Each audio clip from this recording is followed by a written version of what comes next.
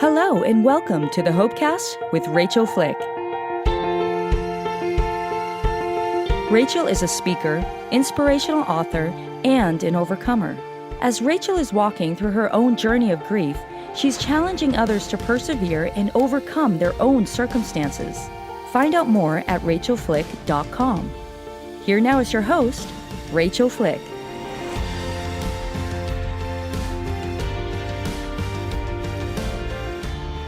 Hi friends, welcome back to this week's episode of the Hopecast. I have to admit, it's been quite a while since I've recorded fresh content, and today producer Jess and I are going to talk about what has been going on in my life and why there has been such a gap. But I want you to know that throughout this time, I have missed you, been praying for you, thinking about you, and learning a lot of lessons about resilience and what it looks like to actually put one foot in front of the other again during a lot of hardship, stress, and struggle. So hopefully the things that I've experienced can become fertile ground for you to grow and glean from as well. Friend, if the Hopecast has helped you or walked with you through hard times, would you share it on social media or with a friend? And I think nothing is better than word of mouth and just saying this is something that has really helped me in what I'm going through, and I listen to it. And so would you rate, review, and subscribe on Apple Podcasts and any platform where you're listening, and come follow me on social media. I have a lot of content on there that I don't share on the Hopecast. So thank you so much for being here today, and welcome to producer Jess. Thanks, Rachael, for having me. Like you mentioned, it has been quite a while since you've been able to release content. And I'd love if we could just go ahead and dive in and you can share with listeners where you've been at and some of what's been going on behind the scenes. Yeah. And everybody, I know that you probably think I'm ridiculous for giving you a disclaimer about this, but I definitely feel a sense of vulnerability here, and just because of the things that have happening and the medications that I've needed, and my voice is imperfect and from the dryness that I've experienced from medications, and my brain's a little foggy because of those that have helped me. And so please forgive me as we walk forward in some imperfections and probably some memory gaps and the wrong use of words. My kids are totally making fun of me on a regular basis because I just can't come up with what I'm actually trying to say. Well, so what happened that has been such a life-changing event is, so around the beginning of May, I started experiencing some issues with my GI tract, and I had a period of 7 days where I was unable to go to the restroom, but I really wrote that off with a lot of stress of going to a dear friend's funeral, traveling, different food. We were grabbing food anywhere we could, and I noticed that anytime that I make changes in my lifestyle, that obviously my body responds to that, and so I didn't really think anything of it. And then it had come to the date May 10th, and it was starting to get kind of dire, and I had done a lot of natural things at home to help my body, and none of them were working. And so actually I was laying on the floor of my bathroom at home and praying like, God, I need to know if I'm just being dramatic and I need some more fiber, or if I need to go into the hospital. And it was at that point where I started vomiting uncontrollably, and I knew that that was my answer, that I needed to go in. And a dear friend rushed me to the emergency room, and it was really dire. I was laying on the floor of the emergency room because I was in so much pain. It felt like labor. My belly was fully distended. It looked like I was 7 months pregnant. And they took me back. They gave me the CT, and it was so emergent that the surgeons actually beat me back to the room, which I've never experienced before. And they immediately began to make a plan for a colon resection surgery because I had a complete colon blockage, and my colon was 9 centimeters across. If you stretch your hands open kind of in the Hawaii sign, the hang loose sign, that's about 9 inches depending on how big your hands are. And so each 3 lobes of my colon were 9 centimeters across. And so I was hours from rupture, and what they said was centimeters from rupture, and then potential sepsis and possibly death because of how severe the situation was. And so the surgeon gave me a couple options, but essentially she said to me, this is your choice, and you will have a colon resection or you will die. And I said to her, I have to go home to my babies. And so do what you have to do. And they had me in anesthesia in surgery in probably 90 minutes from that point. During that time, what they saw inside of my body, this was a general surgeon, she was convinced that what she saw inside was 99% cancer. And I was told that cancer was a possibility because of my age and how unusual it was that I would have a colon blockage, considering that I didn't have any GI disorders, no Crohn's, no colitis, no diverticulitis, nothing that would be an indicator that I would have this experience. And so they had been in for 5 to 6 hours and they were absolutely convinced that it was cancer.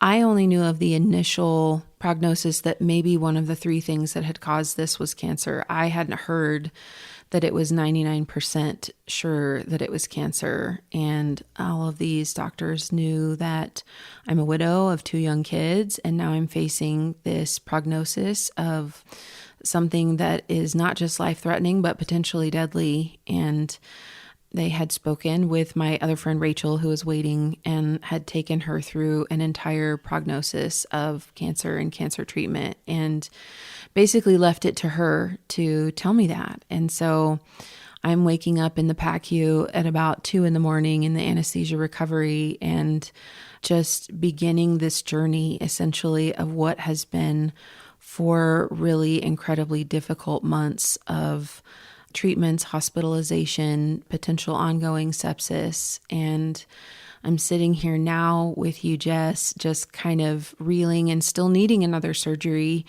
that I hope is in about 5 months, just for the healing timeline. But there's a lot in between the here and the there. Yeah, that is so much, especially having gone through everything you've gone through leading up into that point, and now being a single mom with your twins who have already lost their dad. I can only imagine the tremendous burden of fear and worry and maybe even questioning God in that of, why aren't you intervening? How don't take me away from my kids. They need one parent at least. You've already taken one. And just these raw questions that I imagine were coming up as you're going through this process, and then finding out that, the doctors think at that point in time, it's very likely that this is cancer. So can you walk me through the moment when you wake up and come to, and your friend Rachael having to explain to you that you very well might have cancer, and just kind of what that process was like and what you were feeling and thinking in that moment? Mm-hmm. Well, she didn't immediately tell me, she had had such a long day with me. She'd been in the waiting room of the OR for hours, right? So she's been with me since 3 p.m. So it's 11 or 12 hours she's been in the hospital with me at this point. We're exhausted. She's gone through the ringer. I've been through the ringer. I think at one point she and the doctor were actually in tears together over my potential outcome. And so obviously incredibly emotionally raw.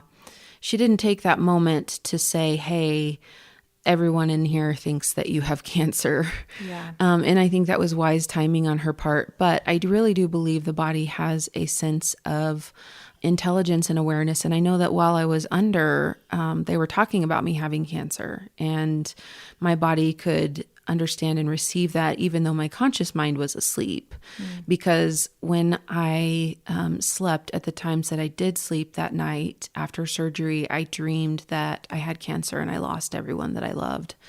And so I know that my subconscious was very aware of the dire prognosis that was looming over me. I will say that I had talked to a friend earlier this summer, and he gave me the most beautiful gift, and it wasn't on purpose, but he was going through something in his life with a potential cancer outcome as well. And he said something that I think I will never forget, that we can wait to worry. That if the thing that happens that we are afraid of, there will be plenty of time to meditate in a state of worry. And that while we are in between the here and the there and the unknowing, the unseen, that waiting to worry, to put that into a space, in a box, and be like, you know what, that problem is still going to be there. Like if I do have cancer, I can worry about having cancer. When you find out. When I find out. And honestly, I knew it was the grace of God and the prayers of so many. Some of my dear friends had stayed up all night praying over me, and were just in our modern day equivalent of sackcloth and ashes before God, begging him for my life, because they knew that the doctors had said it was 99% cancer. And so I just felt like I was suspended in this fishbowl of grace, like floating in the presence of God, and just kept saying to myself, wait to worry, wait to worry. Although I absolutely recognize that every time any surgeon entered my room, it was this sense of great heaviness and loss, because they were very aware of what my surgical notes said and what the doctor had said. And they wouldn't even talk to me about any other kinds of prognoses, like, well, what if it's not cancer? And what would we do then? And when would we, repair the colon that we've, done part 1 on here? And no one would even be willing to have that conversation with me. And the only thing they would say was, wait for pathology to come back. We're going to wait for pathology. And so I'm trying to figure out how to navigate. My wonderful family and friends have jumped in. They've got my dog. They've got my kids. Like, people have surrounded me in my village. And I'm so grateful once again to be able to have people that I can ask for help and to be in community with. But I hadn't even told them that I'd had surgery that night, because it happened so fast. And before my surgery, I was vomiting uncontrollably. I couldn't even speak in between the episodes. And so I did not think it was wise for me to call them on the phone while I was uncontrollably vomiting and tell them I'm going into an emergency surgery. I have no idea what the outcomes are. No, I'm not okay. You can hear that I'm not okay.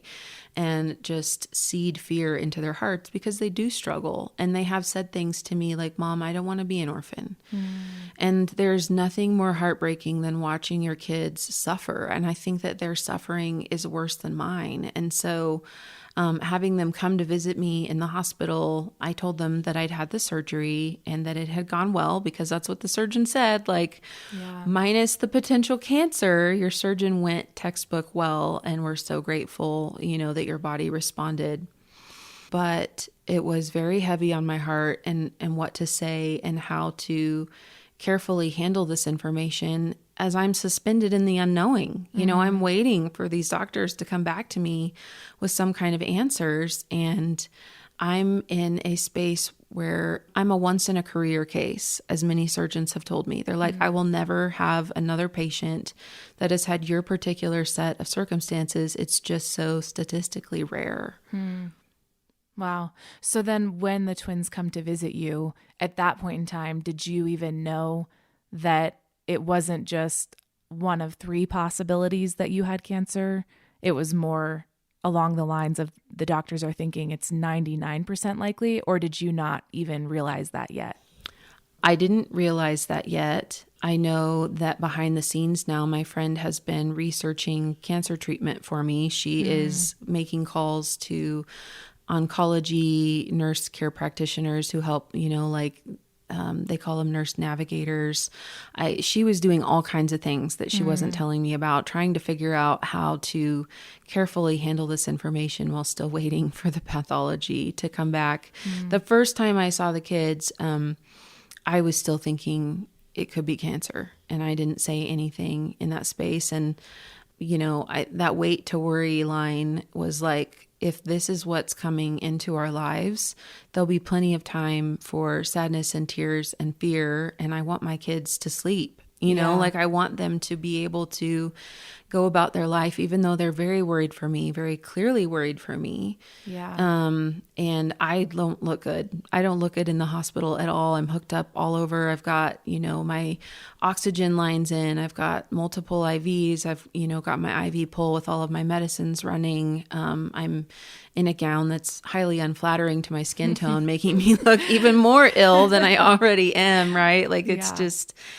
I hadn't taken a shower yet the first time I'd seen them. And between the throwing up and the sweating, I looked like a wreck when I was in the hospital. I know I did. And so I hadn't told them yet. So it was a funny story, the way that this all happened. So I'm now like a professional patient in the hospital. I understand like the nurses' routines. Unfortunately. I know when they round, the doctors round. I know when the nurses have shift change. I know like what time the cafeteria opens. I have that menu memorized. Okay, Jess, like I'm really good at this hospital thing. I know how to ask for what I need and who does what and like who can help me with certain tasks.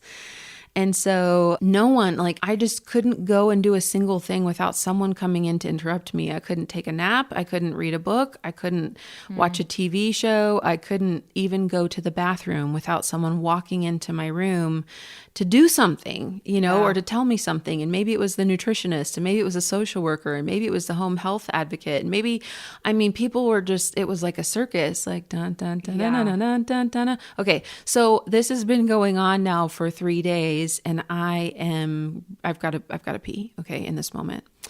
And I'm unplugging my IV pole, and I'm stringing all the string lines, because that's what you got to do every time you want to disconnect from the wall, and getting myself ready. And this one practitioner walks in.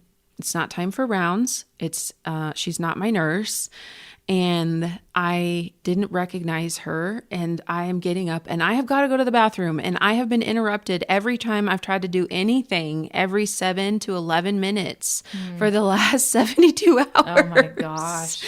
And they don't let you sleep. It's not a place for healing. It's a place for emergency intervention. And then you go home to heal. Yeah. So I'm like, hey, I'm going to go to the restroom. Can you hang on just for me for like 5 minutes? And she is, you know, washing her hands as she comes in the room. And she has this peaceful, relaxed expression that I can see now on her face. And she's like, I just wanted to be the first to give you the news that the pathology came back and it's endometriosis. And I go, okay, cool, thanks. Because I'm like not going to be interrupted, right? Like, I'm like, I have this boundary where I'm going pee and you are not going to interrupt me. Yeah. And I then hear what she just said as I'm making the strides across my bedroom to the bathroom. And I stop in my tracks with the pole, the IV pole in my hands. And I rotate and I just look her in the eyes. And I was like, really? Are you serious? And this peaceful smile, she's nodding her head. And I was like, overcome by the presence of God, by gratitude. Thank you, Jesus. Thank you, Jesus. Thank you, Jesus, that this was not cancer, that this is endometriosis. And while that elicited an entirely different set of questions, like she must have laughed that I was like going to ignore her and go to the bathroom, you know, and then it just stops me dead in my tracks. And then when I call all my, you know, my friends who know that the doctor said that it was 99% cancer, nobody believed me. They thought that I was out of my minds with medication, and that I misunderstood what the practitioner had said to me, because they had all been like planning my cancer path, you know, they're all making all these phone calls and working on everything for me that I'm going to need when I'm getting cancer treatment. And so it took them about 48 hours to come around. And even my friend Rachael needed to talk to the doctor herself to be like, are you sure that pathology got this right? Are you sure that it's really not cancer? Because they had been so certain. And I mean, my friend Kendra, who I have conversations on here sometimes, she said her first reaction to getting that phone call was to get on Zillow and start looking up homes. She's like, we're moving. We're coming back. We're coming back to Colorado Springs. We can't live in Kansas. We have to go take care of Rachael. And she and I can laugh about that now. But like just the sense of intensity and urgency. And then to have me like text them and be like, praise hands, it's endo. Yeah. And everybody's like, She missed it. Yeah. She doesn't know. Oh my gosh. Wow.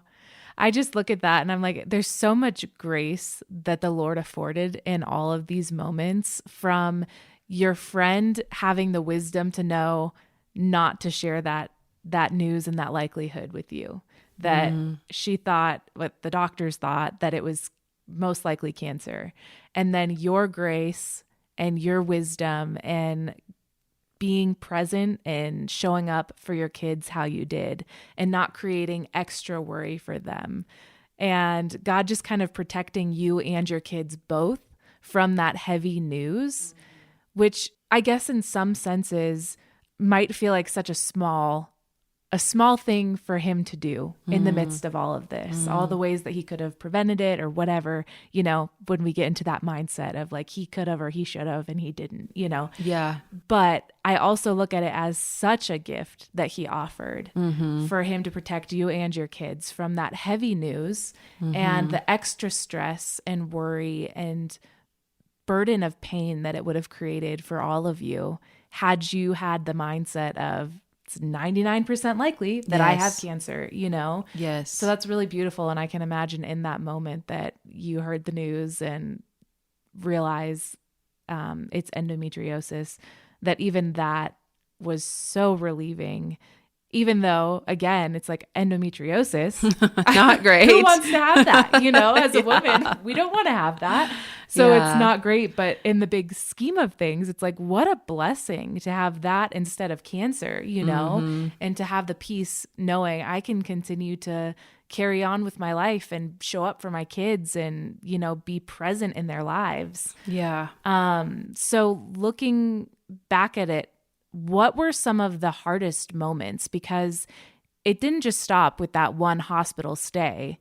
You were there for quite a while at that point in time, if I remember I did correctly. a 6-day stay that first time. Okay. The first hospitalization was 6 days. Okay. Which nobody stays in the hospital for 6 days anymore. Right. You know what I mean? Right. Like you get quick turnover. outpatient surgery for a hip replacement. Dang it. Like you're going to walk out of this hospital. One way or another. Yeah. And so that in and of itself was just a paradigm shift for me. Like I don't personally know anyone who's ever had an extended hospital stay. Like I've heard of them, right? Where it's like so-and-so was in a helicopter crash and, they shattered their femur and they've been in there for 6 weeks. I've heard stories, but I don't personally know of anyone who wasn't just like ejected. Right. Right. Yeah. Tossed to the curb. Even with the twins being born, it was like, all right, time for you to go. You're being checked out. And I'm like, somebody hold my baby. I'm not ready. I'm too tired. Yeah. And so that was extended. And it was actually, I was there over Mother's Day and I was struggling to keep my hemoglobin levels up. And hemoglobin is the protein that carries oxygen in the blood. And so if you don't have enough oxygen, you can't breathe, you can't heal, you can't do anything. And I now know that like when you remove 2 feet of colon, and we have like 5 feet of colon, so they took out, 40% of my colon, there's a lot of lack of nutrition being absorbed there. And I was struggling still with, nausea and stuff like that. And saltines are just not very nutritious. And so, but I was like, I'm going to have somebody bring me the kids in the hospital for Mother's Day. And we're going to get some takeout and play a card game and just be together. And it was at that point that I knew that I did not have cancer, and I had taken a shower and I had on some of my real clothes. And I was just able to provide them a sense of relief that like, look, Mom's getting better. Yeah. And I mean, I was exhausted by the end of like our 90-minute or 2-hour visit or something like that, where we, got DoorDash delivered to the hospital and played card games and stuff like that, with them sitting at the little chairs by my bed and, but I just see Mother's Day in the hospital, like that sucks, for my kids to be seeing their grandmother celebrated and their aunt celebrated over, at the house where they're staying. And then they're going to go visit their mom. And I just carry so much sense of responsibility. Some of it is healthy and normal mom responsibility, and some of it's too much, right? Like it's the over responsibility of knowing they lost their dad and trying to do everything that I can to mitigate more loss, right? And so I'm intentionally, making sure that I'm freshly showered and in regular clothes and that kind of stuff for them to come, even though my body is still very much healing. So this comes, I get out of the hospital. My mom comes to stay with me, meal trains. I seem to be on the trek up. I'm really in kind of this dazed and confused state where I just can't believe what happened. Like earlier on Monday, I went out to dinner with a friend, and on Wednesday, I'm having life-altering surgery in 2 hours from rolling into the ER. And like, it just, everything changed so fast. And then I needed a full laparotomy, and a laparotomy is like a midline incision. So I have now 2 12-inch incisions down the middle of my belly, and I have, it just looks like a treasure map or something down there. There's like all these lines and dots, and like X marks the spot. And so this major healing of my abdominal wall is happening, and my body's trying to figure out how to get nutrition. And I don't really want anything except for the Sonic drink ocean water, which strangely sits well. It's one of the very few things that, that I have been able to eat consistently. It's really silly. But I'm going back to beginning to sleep better and take the kids to school. And then about 3 weeks from the time of the initial surgery, I have immense abdominal pain. I had a good day with the kids. I had even exercised the day before. Like I'd gone to the gym and done like a gentle, couple minutes on the elliptical and just stretched and kind of like tried to like get back into my body a little bit. And then that Friday night, it felt like I got hit by a truck. I mean, just 10,000 pounds of lead and so much pain that would not respond to any medications that I had available to me. And when I called the after hours number, they were like, well, you can come in and spend your Saturday night or your Friday night, whatever it was, in the ER, but you do have an appointment with your surgeon and she can do it. And then she can like admit you, and you don't have any like symptoms that you're dying right now besides really immense pain. So I go in there and she's like, this is like the perfect time and the classic symptoms of sepsis, and I want to admit you into the hospital. Wow. And so then this began this experience that has been one of the most harrowing things I have had in my life. And they prescribe a drug to me that I am allergic to. No one knows that I'm allergic to it. I don't know I'm allergic to it. I've never had it. I've never had the ingredients that were in it. And so, but the drug toxicity from this drug, like the allergy symptoms, look just like the symptoms of sepsis. And so I'm having fevers, I'm having vomiting, I'm having headaches, I'm having all of this pain and just showing all of these symptoms that look like, infection is taking over my body, crossing into the blood and killing me. But what's really happening that we don't know about is that I'm allergic to this drug, and it is making me crazy, and it is causing fevers, and it is causing, all of this vomiting and nausea. And, it brought me to such a place of madness because it actually did cross my blood-brain barrier. And one of the things that can happen when you are really allergic to something is delirium is what they call it. So a doctor comes in one day, and he's the infectious disease doc, and he looks me over, and I'm sitting in a chair, but I'm like, the only thing that I could say to myself, because I was so out of my mind, was the scripture, the weapon may be formed, but it won't prosper. And I just said that inside of myself over and over and over again, because I couldn't think, I couldn't read, I couldn't watch TV, I could barely communicate. My body was shutting down. And he said, you look okay. You're okay. Like in a statement of like, this is happening, but you look okay, which I don't know, maybe, my stoic face. I don't know why he said that to me, but inside, because I couldn't verbalize anymore, I'm like, I'm not okay. Like, what is he thinking? I'm not okay. And it was in that moment that I was just like, hey, maybe the worst thing about this drug is the exorcist vomiting routine that I'm doing that is not controlled by medications. But can I please have a new drug? And I know that was the Holy Spirit, because they just gave me bag after bag after bag after bag after bag of this antibiotic that was poisoning me. And they changed the antibiotic per my request. And that was at dinner time. And, they wake you up all through the night to check on you. Yeah, it's great. No sleeping. So at 3 a.m. for my vitals, I was like, I turned a corner. And the same doctor that had been in the day before comes in again to see me. And Jess, this was so crazy. I had gotten his ethnicity wrong. I thought he was carrying an extra 50 pounds, and he was actually really fit and trim. Wow. I saw curly hair on him. He's Asian, so he had very straight, thick black hair that's not curly whatsoever. And I saw him as a different height. Really? That is how out of my mind I was with this medication. And Wow. If it were not for the intervention of God to prompt me, because I wasn't even looking at my phone. I was so out of my mind. It wasn't like I was doom scrolling or passing time that way. I just couldn't even think straight. Wow. And so it gave me just enough prompt to Google this drug, and it says number one side effect is nausea. And just puking up my socks. I can't stop, even though they're giving me all kinds of medicines.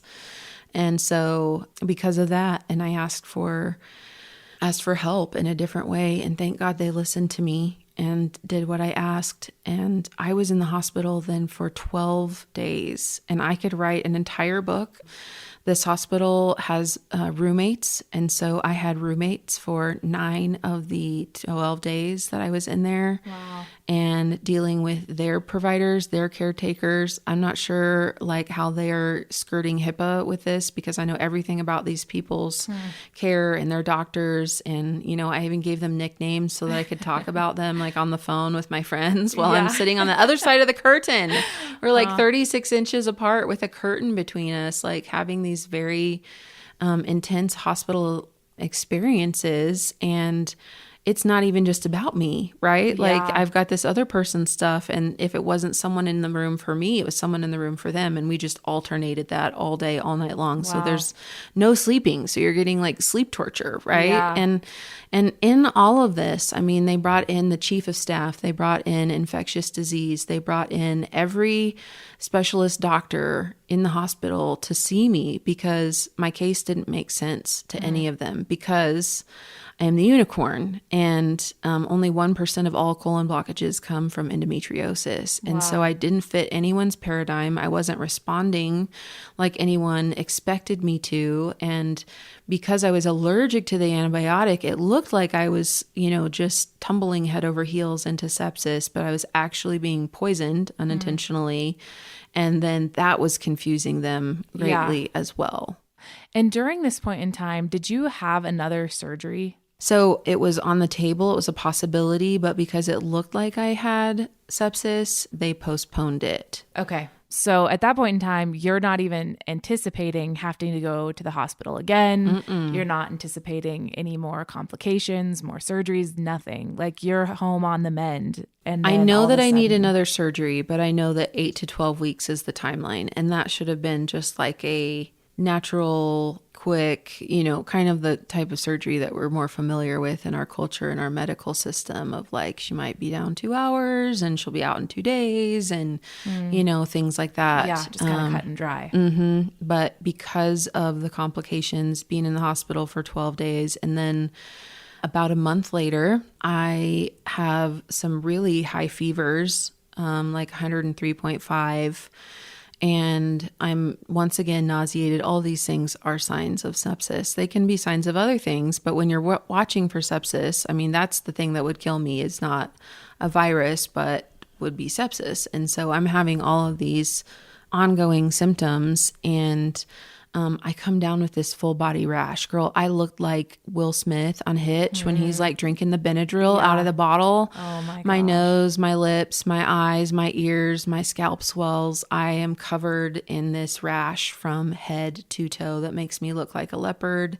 I can barely move. I'm in so much pain. And so I go into the ER. They don't even make me sit down. They just offer me a wheelchair and take me back. Like, you know, you look bad when there's all these families waiting to be triaged into the ER, and they're just like, here's the wheelchair, just like shovel her back. Right. Yeah. Well, so I have another test, and we have more of these cysts that they found in my abdomen. So in that prior visit, the 12-day visit, they found 6 cysts inside of my abdomen of unknown origin that were about the size of oranges. And they were incredibly painful. I'd gained like 20 pounds in 3 days. Like my body was just wigging out from everything that was happening.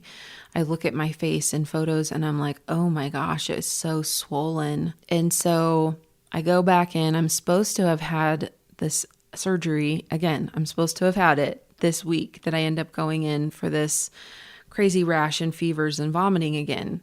So the third time. This is the third time unexpectedly. We get in there, you know, steroids for that massive rash. All of this is obviously just my experience. It's not medical advice, in case you were wondering. And they gave me more antibiotics, and then we scheduled the surgery. We pushed the surgery a week out. Okay. And it's like, if what is in your abdomen are benign cysts of just bodily fluid that the body encapsulated in these little cyst balls, essentially, no big deal. We'll take them out and we'll take down your colon and we'll do part 2. We get in there and I'm waking up and I'm seeing that it has been an hour and a half that I am waking up in the anesthesia recovery. And that is way too soon for the surgery that I was hoping to get. And so what they had found when they had gone in through another 12-inch incision was infection, were abscesses, and actually had an ovary that was infected that they took out, and another portion of my intestine. Like, I'm like losing body parts left and right here. That was the most recent surgery and hospitalization, and the 4th time that I've been in the hospital since May. And again, professional patient, like just starting to figure out the system and knowing to take my noise canceling headphones in there because I'm going to have a roommate. Yeah. And everything that I could do. I have a memory foam mattress topper that I take in and like make on the hospital bed, because those beds are so uncomfortable if you're in there for any period of time. And so, but once again, my kids seeing me in the hospital and watching me prep for this surgery where, you know, I'm doing everything that I can to wait to worry, right? Yeah. Wait to worry. And yet recognizing the severity of the situation and what could happen.